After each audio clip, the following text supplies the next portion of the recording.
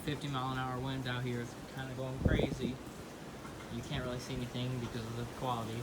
But this is a bunch of mangroves. I'm getting slapped in the face by water. I'll get some footage of the aftermath in the morning, as I do live on the beach in Bradenton, Florida. Alright, so as you guys can see, this is 6 hours after the storm has passed. It's windy. I have my generator running in the background because we are out of power.